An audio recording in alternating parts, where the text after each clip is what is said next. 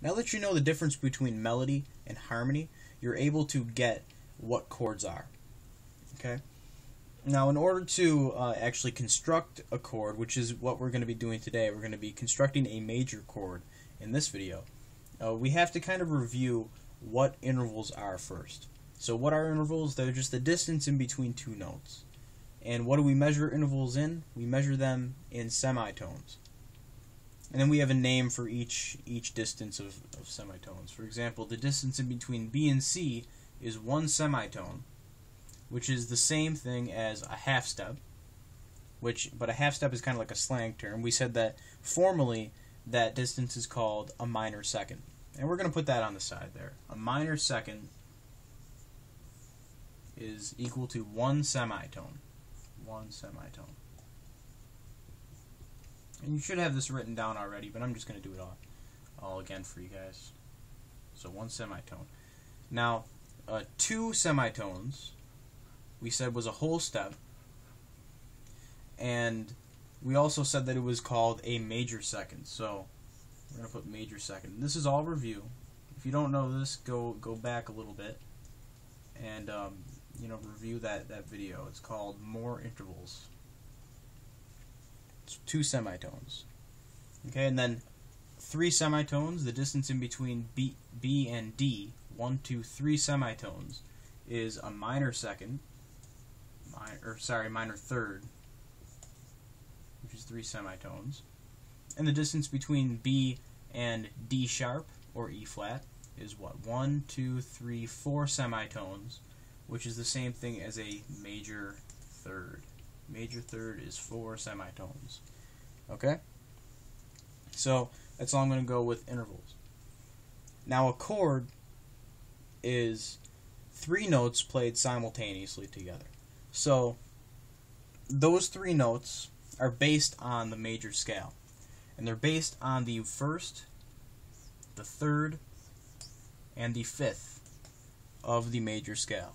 And I'm just going to write it up here. Major chord. Major chord.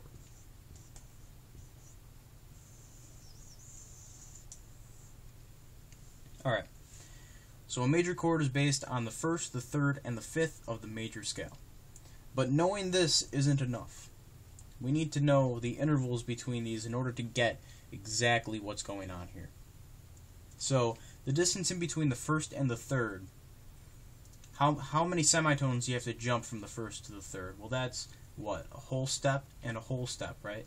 Well, whole step is 2 semitones. So 2 semitones plus 2 is 4. We get 4 semitones between the 1st and the 3rd. And 4 semitones is what? A major third. So we have to jump a major third in order to get from the 1st note to the 3rd note. Okay? Now, the distance in between the 3rd and the 5th is what? We have to go up a half step and then a whole step. How many semitones is that? Half step is 1 semitone, so we have to go 1. And then a whole step is 2, so we have to go another 2. 1, 2, that makes 3 semitones from the 3rd to the 5th. 3 semitones is a minor third. So the distance in between the 3rd and the 5th is a minor third. Okay. So that is the breakdown of a major chord.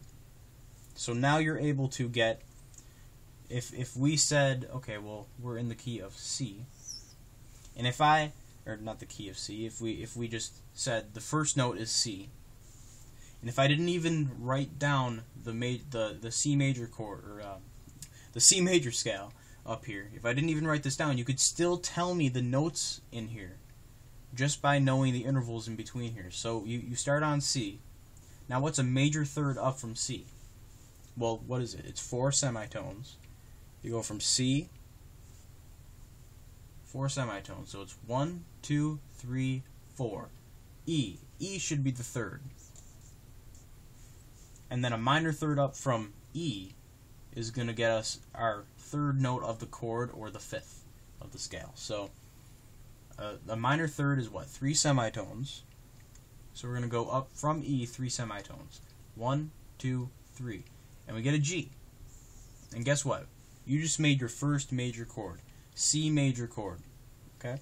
And if we filled in the C major scale up here, C, D, E, F, G, A, B, and C, you would say that you would see that checks out. The first chord, or the first note is a C, the third note is an E, and the fifth note is a G. Alright, so just by knowing the intervals in between here, you're able to find out what the notes are and possibly how to play them on your guitar. Okay, so, or on any other instrument for that matter. So anyway, that's how you construct a major chord. And then in the next video, we're going to clarify a little bit more, and we're going to go more in depth with this. Okay, so thanks for watching, and stay tuned.